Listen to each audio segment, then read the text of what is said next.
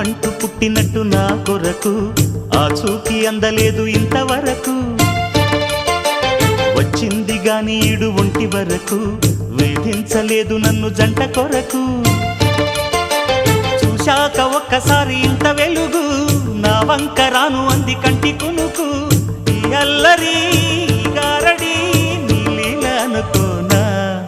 నీ పేరు ప్రేమ అవునా ఇవాళే నిన్ను పోల్చుకుందా